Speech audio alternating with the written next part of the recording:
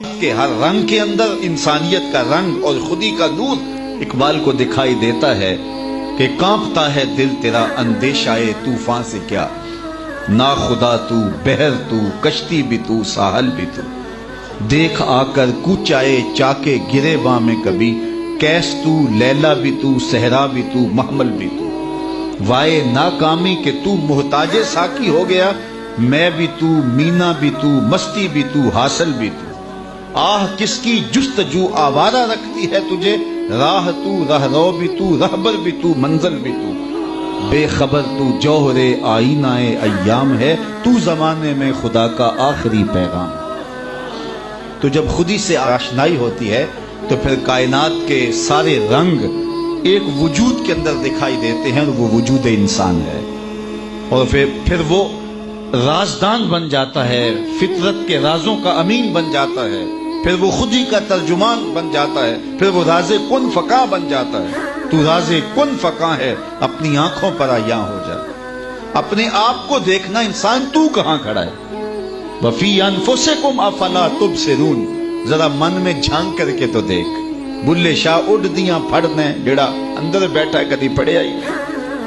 اپنے اندر جب انسان اترتا ہے پھر اسے پتہ چلتا ہے، من عرف نفسہ فقد عرف ربہ، جس نے من کو پہچان لیا اس نے اپنے رب کو پہچان لیا، اور جس کو خودی کا تعقل ہی نہیں ملا، ذات سے آگہی نہیں ملی، اپنے آپ سے آشنا ہی نہیں ہوا، تو پھر اسے کسی اور کا پتہ کیسے چلنا۔ اس آئینے میں پہلے اپنے وجود کو دیکھ، تو راز کن فقاں ہے، اپنی آنکھوں پر عیاں ہو جا، خودی کا رازداں ہو جا، خدا کا ترجمہ ہو جا، خودی میں ڈوب جا غافل، یہ سر زندگانی ہے، نکل کر حلقۂ شام و سحر سے جاویداں ہو جا، مسافے زندگی میں سیرت فولاد پیدا کر، شبستان محبت میں حریر و پر نیا ہو جا، گزر جا بن کے سیلے تند رو کوہ بیاباں سے، گلستان راہ میں آئے تو جوئے نغمہ خواں ہو جا، تیرے علم و محبت کی نہیں ہے انتہا کوئی، نہیں ہے تجھ سے بڑھ کر ساز فطرت میں نوا کوئی۔ تو یہ وہ آواز بنتی ہے۔ تو یہ جب عشق رسول سے تربیت ہوتی ہے، اور جب کتاب اللہ سے جڑنے سے من میں اجالے ہوتے ہیں اور زندگی کو زندگی کا حقیقی روپ ملتا ہے، تو پھر انسان کہاں کھڑا ہوتا ہے۔ کبھی ایسا نہیں ہوا، کبھی بھی ایسا نہیں ہوا کہ اقبال کے سامنے حضور کا نام لیا گیا ہو اور وہ بچوں کی طرح بلک بلک کے رویا نہ ہو، اور کبھی بھی ایسا نہیں ہوا کہ علامہ اقبال قرآن مجید کی تلاوت کرتے ہوں اور آنکھوں نے آنسوؤں کا خراج نہ دیا۔ غنا سے پڑھتے تھے قرآن مجید، اور سحری کے وقت پڑھتے تھے، اور یہ خاص لمحے ہیں قرآن مجید کی تلاوت کے۔ جب آخری عمر آئی 1938 کے اندر، آپ کے گلے کا مسئلہ ہو گیا تھا، تو جو ہے وہ کلام مشکل ہو گیا تھا۔ آج کوئی بیمار ہو جائے نا تو حال پوچھنے کوئی آئے تو لوگ کہتے ہیں جناب بیمار ہو گئے، کیا حال ہے؟ تو وہ کہتا ہے جی بڑا برا حال ہے، مجھ سے چلا نہیں جاتا۔ کوئی کہتا ہے جو کھانے پینے کا شوقین ہو وہ کہتا ہے جی بیماری آ گئی، اب تو کوئی چیز کھا ہی نہیں سکتا، کیونکہ اس کی ترجیحات کھانے پینے کی ہوتی ہیں۔ وہ کہتا ہے میں کھا نہیں سکتا۔ کسی شوگر والے سے پوچھو، وہ کہتا ہے میٹھا نہیں کھا سکتا تو کیا زندگی باقی ہے؟ تو ہمارے مسئلے یہ ہیں، ہم کھا نہیں سکتے، ہم پی نہیں سکتے، ہم سیر نہیں کر سکتے۔ اقبال سے کسی نے آ کے حال پوچھا کہ تم بتاؤ کیا حال ہے؟ تو اقبال نے کہا لطف قرآن سحر باقی نہ مان۔ سب سے بڑی مصیبت یہ ہے کہ سحری کے وقت اٹھ کے قرآن پڑھنے کا جو لطف تھا وہ باقی نہیں رہا۔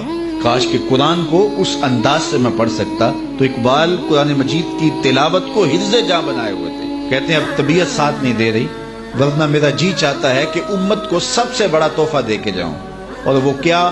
قرآن مجید پہ کچھ نوٹ لکھ جاؤں، اور وہ سب سے بڑا کام ہوگا جو میں امت کو دے کے جاؤں گا۔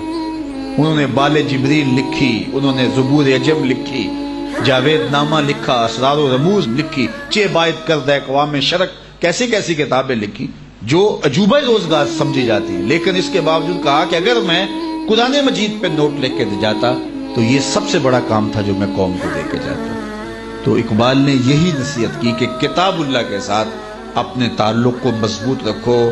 کتاب زندہ قرآن حکیم، حکمت او لا یزالست و قدیم، یہ زندہ کتاب ہے، ہر دور کے تقاضوں کو پورا کرتی ہے اور زندگی بخش کتاب ہے۔